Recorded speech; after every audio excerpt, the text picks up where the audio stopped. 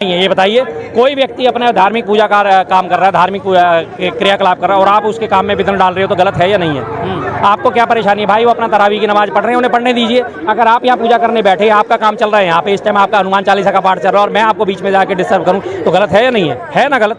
मुझे कोई डिस्टर्ब करेगा जब मैं हनुमान चालीसा पढ़ रहा हूँ, मैं अपनी दुर्गा सप्तशती पढ़ रहा हूँ, तो मुझे कोई आके डिस्टर्ब करे तो मुझे बुरा नहीं लगेगा? तो जाहिर सी बात है, जब मैं अपना पूजा अनुज चौधरी को माफी मांगनी चाहिए शर्मा जी? मांगनी चाहिए, लेकिन वो मांगेंगे नहीं भाई साहब। उन्होंने पहले ही क्या कहा, जुम्मा तो साल में 52 बार आता है, होली एक बार आती है, इसलिए जिसे परेशानी हो अपने घर में रहे। बलात्कार तो रोज होते रहते हैं, अगर आप अपनी बेटियों को बलात्कार से बचाना चाहते हैं तो उन्हें घर में रखे, बलात्कारी तो बाहर घूमते रहेंगे। बिल्कुल, पहलवान है तो ड्यूटी को करने महाराज, जाके अखाड़े में जाके दाव पेच इस्तेमाल करें। ये अखाड़ा थोड़ी है, ये दाव पेच इस्तेमाल करने की जगह है कि आपको अगर वर्दी मिल गई तो आप उस वर्दी को पहन के अखाड़े में उतरोगे, दाव पेच चलाओगे। सामने क्या कोई कुश्ती हो रही है, कोई दंगल हो रहा है कि जीतने वाले को 51,000 का इनाम दिया जाएगा, गदा दी जाएगी, केसरी का खिताब दिया जाएगा? ये पहलवान आदमी है, पहलवान आदमी अगर उनके पास बुद्धि नहीं है तो उन्होंने अपने प्रशासनिक जिम्मेदारी क्यों दी? आदाब दोस्तों, मैं आपके साथ सफर सिद्दीकी, आप देख रहे हैं द लाइक इंडिया। मौजूद इस वक्त मैं दिल्ली में और जिस तरीके से संभल के सीईओ का एक बयान जो है वो सोशल मीडिया पर बवाल मचाया हुआ है। उन्होंने कहीं ना कहीं जो जुम्मा वर्सेस होली की बात कह दी है, वो इसलिए उन्होंने कहा कि जो लोग बड़ा दिल रखते हैं कि वो होली का रंग झेल सकते हैं, वो लोग घर से बाहर निकले, नहीं तो अपने घरों पर नमाज पढ़ ले। कोई ज़रूरत नहीं है बाहर आने की। बातचीत कर लेते हैं, दिल्ली की जनता हमारे साथ मौजूद है और एक ऐसा चेहरा शर्मा जी जो लगातार आप देखते रहते हैं। शर्मा जी, जो सीईओ साहब का बयान आया, उस बयान को आप किस तरीके से देख रहे हैं? पूरी तरह राजनीतिक बयान है वो, अधिकारी के रूप से तो कोई बयान नहीं है वो। उनके ऊपर कानून व्यवस्था बनाए रखने की जिम्मेदारी, कानून व्यवस्था बनाने के बदले वो तो बिगाड़ने के लिए शुरुआत कर दी उन्होंने। तो बिगाड़ने के हिसाब से कहा गया, अगर आप अधिकारी हैं तो आप दोनों पक्षों को समझाइए। सबसे पहले आप हिंदुओं से अपील करिए, भाई अगर कोई होली नहीं खेलना चाहता तो उसके ऊपर जबरदस्ती रंग ना डालें। उसके बाद दूसरों से अपील करिए कि अगर आपको होली का त्यौहार पसंद नहीं है तो आप होली के त्यौहार से बच के चलिए। बस दोनों बातें वहीं खत्म हो जाती है। लेकिन उन्होंने पहले ही क्या कहा कि जुम्मा तो साल में 52 बार आता है, होली एक बार आती है, इसलिए जिसे परेशानी हो अपने घर में रहे। बलात्कार तो रोज होते रहते हैं, अगर आप अपनी बेटियों को बलात्कार से बचाना चाहते हैं तो उन्हें घर में रखे, बलात्कारी तो बाहर घूमते रहेंगे। भ्रष्टाचारी अगर बाहर घूमते रहेंगे, भ्रष्टाचार करेंगे वो तो आपको अगर भ्रष्टाचार से परेशानी है तो आप अपने घर में रहिए। उनका कहने का सीधा सा मकसद ये है। बस मुस्लिमों को समझा रहे हैं, कह रहे अपने घरों में रहिए, क्या जरूरत पड़ी है बाहर आके नमाज पढ़ने की? और कहाँ पढ़ेंगे नमाज? ईद पे नमाज कहाँ पढ़ी जाएगी? ईद आने वाली है, नमाज तो मस्जिदों में पढ़ी जाती है ना। तो होली का त्यौहार है ना, इसलिए। हाँ तो ठीक है, होली का त्यौहार है तो भाई साहब समझाने के तरीके होते हैं। ऐसा नहीं है कि सारे मुस्लिम होली नहीं खेलते हैं, सैकड़ों हजारों लाखों मुस्लिम होली भी खेलते हैं। ऐसा नहीं है कि बहुत कोई मुस्लिम नहीं खेलना चाहता, और हिंदू भी सैकड़ों हजारों की तादाद में, लाखों की तादाद में जो होली नहीं खेलना चाहते। चिराग पासवान ने क्या बयान दिया जा, मुझे होली के रंगों से सख्त नफरत है, तो इसका मतलब वो हिंदू नहीं रहा चिराग पासवान?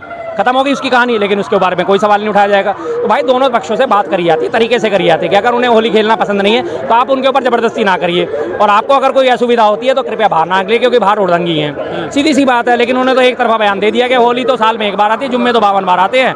अपने अगर आपको दिक्कत है अपने घरों में बंद रह जाओ, बलात्कारी तो रोज बाहर घूमते रहेंगे, बेटियों को बचाना है तो उन्हें घर में बंद कर दो। उनका सीधा मकसद ये है। संवेदनशील क्षेत्र है वो, आप समझिए इस चीज को। संवेदनशील तो बनाया जाता है ना, संवेदनशील को। आपने देखा भी पिछले दिनों किस तरीके से बिल्कुल दंगा हुआ, मैं मान रहा हूँ दंगा हुआ, लेकिन संवेदनशील को कंट्रोल करना जिम्मेदारी किसकी है? प्रशासन की जिम्मेदारी है ना। संवेदनशील हिस्से में गश्त करना जिम्मेदारी किसकी है? पुलिस की है ना। संवेदनशील में जो गंद मचाने वाले लोग हैं उनको धरपकड़ करने की जिम्मेदारी किसकी है? पुलिस की है ना। दिल्ली में भी यही होता है, हर होली पे जितने भी बीसी होते हैं, हिस्ट्री शीटर होते हैं, उनको सबसे पहले जो है निरुद्ध कर दिया जाता है, उन्हें हवालात में डाल दिया जाता है। तमाम इलाकों में जो है पुलिस पेट्रोलिंग करती हुई नजर आती है। कोई जबरदस्ती अगर कोई करे या किसी के साथ कोई महिलाओं के साथ छेड़खानी करे, कोई हरकतें करे, तो उनके लिए पुलिस तैनात रहती है। तो लोगों के हौसले अपने आप नीचे हो जाते हैं ना। उन्हें पता है कि पुलिस हमारे साथ मौजूद है और हमारी सेफ्टी के लिए मौजूद है, तो लोग बाहर निकलते हैं। लेकिन वहाँ तो उल्टा पुलिस वाले उन्हें डराने धमकाने में लग रहे हैं, भाई बाहर न निकलना। जैसे वोटर के टाइम में धमकाया था, अभी पीछे जो उपचुनाव हुए तो उनमें पिस्तौल दिखा के डराया था, वोट डालने मत जाना नहीं तो गोली मार दी जाएगी। तो सीधी सीधी धमकी हो गई। अब तो मुसलमानों को एक तरफा करने की कोशिश करी जा रही है और वो लगातार मुसलमानों से बड़ी मोहब्बत दिखती है आपको क्या? मुझे तो मुसलमानों से भी मोहब्बत है साहब, मुझे तो ईसाइयों से भी मोहब्बत है, मुझे क्रिश्चियन से जो अपने बौद्ध हैं उनसे भी मोहब्बत है, मुझे जैनियों से भी मोहब्बत है, मुझे सिखों से भी मोहब्बत है, मुझे पारसियों से भी मोहब्बत है, मुझे हर देशवासी से मोहब्बत है, पूरे भारत के 140 करोड़ लोगों से मुझे मोहब्बत है। बताइए आपको क्या आपत्ति है इसमें?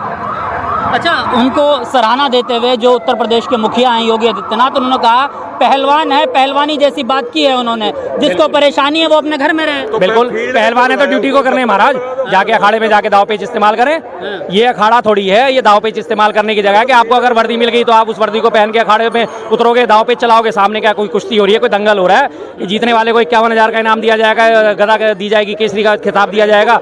ये पहलवान आदमी है, पहलवान आदमी अगर उनके पास बुद्धि नहीं है तो उन्होंने अपने प्रशासनिक जिम्मेदारी क्यों दी? अगर वो पहलवान आदमी है तो उन्हें अपने स्पोर्ट्स कोटे में रखो। पुलिस की तरफ से से जो कुश्तियों की प्रतियोगिता आयोजित होती है उसमें भेजो, बात खत्म। स्पोर्ट्स कोटे में भर्तियां इसी तरह से करी जाती है ना, रेलवे में भी भर्ती होती है स्पोर्ट्स कोटे में, तमाम मंत्रालयों में भर्ती होती है स्पोर्ट्स कोटे में। तो उनका काम क्या होता है? सिर्फ खेल को बढ़ावा देना, उनके प्रशासनिक जिम्मेदारी कोई नहीं ली जाती। हरभजन सिंह है, क्रिकेटर हरभजन सिंह पंजाब सरकार में डीसीपी थे, उनको डीसीपी की मानद उपाधि दी गई थी, खेलते तो क्रिकेट ही थे ना वो, फिर उनसे तो कभी कोई उनसे प्रशासनिक कार्य नहीं लिया गया। तो इसी तरह अगर वो भाई पहलवान आदमी है तो उन्हें आप अखाड़े में भेजो, कुश्तियों के आयोजन होते हैं उसमें भेजो, रिप्रेजेंट करने के लिए भेजो। आप उन्हें संवैधानिक जिम्मेदारी क्यों दे रहे हो जिसकी उसे समझ नहीं है? लोग तारीफें कर रहे हैं, कह रहे हैं कि बहुत अच्छा बयान दिया है, बताइए हिंदू हितैषी है वो, एक तरीके से इस तरीके से लोग इसको हाँ, तो भाई तारीफ कौन कर रहे हैं? जो बीजेपी के सपोर्टर हैं, जो सनातन करने वाले हैं, जो मुसलमानों से नफरत करते हैं, वो सपोर्ट करेंगे उनकी, जाहिर सी बात है। मतलब आप समर्थन नहीं करते? बिल्कुल नहीं करता। मैं तो एक भारतीय होने के नाते इस तरह के किसी भी वाद विवाद का मैं समर्थन नहीं करता। चाहे किसी भी पक्ष को कहा जाए, भारत देश में समानता और स्वतंत्रता दो चीजें लागू होती हैं जो हमारे मौलिक अधिकार है, समानता का भी और स्वतंत्रता का भी। प्रत्येक व्यक्ति को समानता का, प्रत्येक व्यक्ति को स्वतंत्रता का, और प्रत्येक व्यक्ति को अपनी धार्मिक स्वतंत्रता का अधिकार है। जिस भी आप धर्म के, आप अपने धर्म को मानिए, कोई जबरदस्ती नहीं है आपके ऊपर किसी भी किस्म से। लेकिन अपने धर्म को मनवाने के चक्कर में आप दूसरे के ऊपर अत्याचार करोगे तो वो चीज़ संविधान में योग्य नहीं है। उनके बयान के जो है खंडन करते हुए राम गोपाल यादव है, जो समाजवादी पार्टी के नेता है, उन्होंने कहा कि सरकार बदलने दो, ऐसे लोग जेल जाएंगे। बिल्कुल जाएंगे। समर्थन करते हैं आप उनके बयान? बिल्कुल करता हूं। जिस व्यक्ति को अपनी ये नहीं पता कि मुझे अपनी संवैधानिक जिम्मेदारी क्या निभानी है, अगर वो एक पक्ष होकर काम कर रहा है, दो पक्ष को नहीं देख रहा, पुलिस प्रशासन और जज, इन तीनों का मतलब होता है कि ये निष्पक्ष तरीके से फैसला करेंगे, ये निष्पक्ष होकर काम करेंगे। इनको संविधान की शपथ यही दिलाई जाती है कि मैं किसी भी पक्ष की तरफ नहीं झुकूंगा, निष्पक्ष होकर काम करूंगा। जब वो निष्पक्ष ना होकर एक पक्ष के झुकाव में आके काम करे तो जाहिर सी बात है वो संविधान विरोधी कार्य कर रहे हैं, और संविधान विरोधी कार्य करने वाली की जगह कहाँ है? संविधान में प्रदत्त है, जेल जाना ही जाना होता है। जहाँ पे वो अभी सीओ है उस जगह पर जो है कुछ मस्जिदों से अफ्तार का ऐलान किया जा रहा है, अजानें हुई, वहाँ पर इमामों के खिलाफ जो है FIR हुई, लेकिन उन्हीं जगहों पर जो है कुछ लोग वो डीजे बजाकर और धार्मिक और इस तरह के आपत्तिजनक नारों के साथ वो रैलियां निकालने, तमाम प्रशासन उनके साथ है। अनुज चौधरी का और उस पर कोई बयान नहीं आता? आएगा भी नहीं। क्यों आएगा? क्योंकि जब उन्हें सीएम साहब से मिल रही है परमिशन, तो उनका बयान क्यों आएगा? और उनके तो वहाँ पेट भर रहा है लोगों का, हिंदू मुस्लिम में पेट भर रहा है। एक अजान की बात हो रही है, इफ्तार पार्टी के लिए, इफ्तार जो होता है उसके लिए अजान हो रही है, उसके लिए आपने फौरन मुकदमा दर्ज कर दिया। लेकिन आपने खुद ही बताया कि डीजे बज रहे हैं, सब कुछ। अब कोई मुकदमा, तस्वीरें आ रही हैं, तस्वीरें आ रही है, जेन्युइन बात है, लगातार ढोल धमाके बज रहे हैं, सब कुछ हो रहा है, मस्जिदों के आगे लोग नाच रहे हैं, उसके लिए कोई बयान नहीं होगा, कि कोई नहीं आएगा। क्यों? क्योंकि हिंदुओं को जो है पोषण दिया जा रहा है, जो हिंदू धर्म में भरा जा रहा है कि मुस्लिमों से नफरत करो, उनको पोषण दिया जा रहा है, उनको खुराक दी जा रही है। आप खाओ और उगलो, खाओ और उगलो, लगातार धार्मिक विद्वेष फैलाया जा रहा है। इस देश का अंत क्या होगा? फिर गृह युद्ध की तरफ ही जाएगा ये देश, और होगा क्या? आज भी देश में 22 करोड़ मुसलमान हैं, आप 22 करोड़ को एक तरफ कर सकते हैं? नहीं कर सकते भाई साहब। इसी देश की मिट्टी में पैदा हुए हैं, इसी देश की मिट्टी में रम जाएंगे, इसी देश की मिट्टी में उनकी कब्र खुद जाएगी, इसी देश के लिए काम कर रहे हैं, इसी देश की बात कर रहे हैं। अभी पाकिस्तान को हरा के पूरे देश में जश्न मनाया गया है, नहीं मनाया गया? और उसके बाद वर्ल्ड का अभी जो हमारे IT चैंपियनशिप जीते हैं उसमें पूरे देश में जश्न मनाया गया, नहीं मनाया गया? उसकी एक तस्वीर आई मध्य प्रदेश से, शायद आप तक भी पहुंची होगी, वहाँ पर जो है कुछ लोग तरावी की नमाज पढ़ रहे थे और मस्जिद के अंदर बम फेंका गया, जिसकी पुष्टि खुद वहाँ की पुलिस प्रशासनिक अधिकारी ने की कि कुछ लोगों ने यहाँ पर बम फेंका, और उसके बाद वहाँ पर लगातार मुकदमा जारी है। किस तरीके से गलत है या नहीं है ये बताइए? कोई व्यक्ति अपने धार्मिक पूजा का काम कर रहा है, धार्मिक क्रियाकलाप कर रहा है, और आप उसके काम में विघ्न डाल रहे हो, तो गलत है या नहीं है? आपको क्या परेशानी है भाई? वो अपना तरावी की नमाज पढ़ रहे हैं, उन्हें पढ़ने दीजिए। अगर आप यहाँ पूजा करने बैठे, आपका काम चल रहा है यहाँ पे, इस टाइम आपका हनुमान चालीसा का पाठ चल रहा है, और मैं आपको बीच में जाकर डिस्टर्ब करूँ तो गलत है या नहीं है? है ना गलत? मुझे कोई डिस्टर्ब करेगा जब मैं हनुमान चालीसा पढ़ रहा हूँ, मैं अपनी दुर्गा सप्तशती पढ़ रहा हूँ, तो मुझे कोई आके डिस्टर्ब करे तो मुझे बुरा नहीं लगेगा? तो जाहिर सी बात है, जब मैं अपना पूजा पाठ। अनुज चौधरी को माफी मांगनी चाहिए शर्मा जी? मांगनी चाहिए, लेकिन वो मांगेंगे नहीं भाई साहब। अच्छा, वो मांगेंगे नहीं। माफी मांगना सिर्फ एक इनके पास था जब अंग्रेजों के शासनकाल था, तब ये लोग माफी मांगा करते थे। आज की डेट में शासनकाल इनका है, तो एक कितनी भी बड़ी से बड़ी घटना हो जाए, ये लोग माफी नहीं मांगेंगे। कार्रवाई होनी चाहिए, लेकिन कार्रवाई होनी चाहिए, लेकिन होगी नहीं। अच्छा, नहीं होगी, बिल्कुल नहीं होगी।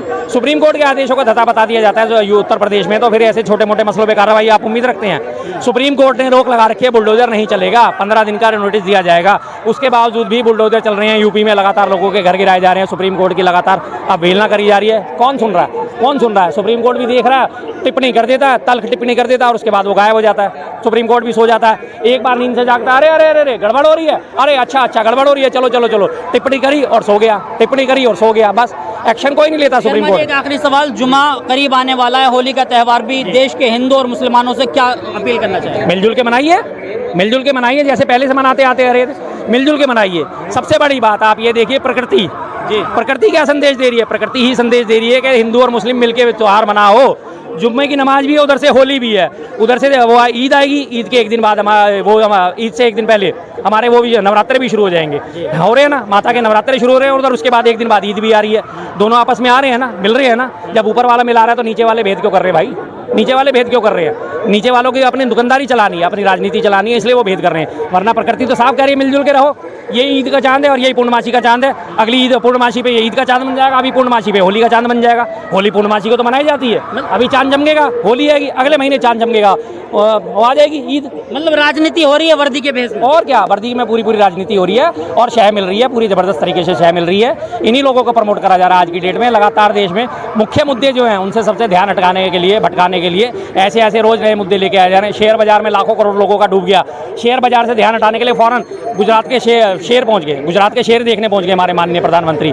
उनके दिमाग में डाला गया सर शेयर बाजार गिर रहा है, उन्हें सुनाई दिया शेर गिर रहा है। अच्छा शेर गिर रहा है, ओ गुजरात का शेर गिर रहा है, चलो चलो गुजरात चलो। जाके जाके शेरों को दूध पिला रहे हैं, बच्चों को दूध पिला रहे हैं। शेयर बाजार भूल गए, दुनिया भूल गई शेयर बाजार। 2 दिन तक लगातार उनकी कवरेज चली है। अब देखिए प्रधानमंत्री मोदी ने शेर के शावकों को दूध पिलाया, शेर के शावकों को सहलाया, शेर के साथ बैठ के टाइम बिताया। बात हो रही थी शेयर बाजार की, लाखों करोड़ डूब गए और वो जाके शेर की बात सुन रहे हैं। तो इसी तरह से मुद्दे से ध्यान भटकाया जा रहा है लगातार। आज संसद में मुद्दा उठ रहा है कि वोटर लिस्ट में भारी गड़बड़ी पाई जा रही है, लगातार नए नाम जोड़े जा रहे हैं, डुप्लीकेट नाम जोड़े जा रहे हैं। उस पर चर्चा करने को सरकार तैयार नहीं है। क्यों? क्योंकि उसकी वजह से उनकी सरकार बनती है। मुख्य मुद्दे हटाना है, ध्यान भटकाना है, तो इसलिए अपने हिंदू मुस्लिम का मुद्दा ले आओ। और हमारे यहाँ तो बहुत ऐसे लोग मौजूद हैं जिनको जरा सा चिंगारी लगाने की देर है और वो 1 मिनट में हिंदू मुस्लिम करने के लिए तैयार है। चलिए बहुत बहुत शुक्रिया। हमारे साथ शर्मा जी थे, उन्होंने जो तमाम सवालों के बेबाकी जवाब दिए। शर्मा जी ने कहा कि जो त्यौहार आ रहा है, या होली का हो, चाहे ईद का हो, चाहे वो रमज़ान का जुमा हो, इन तमाम त्योहारों को बड़ी शान से मनाने की जरूरत है। आप पूरी वीडियो को देखकर क्या कुछ सोचते हैं, कमेंट में जरूर है। देखते रहे लाइक इंडिया।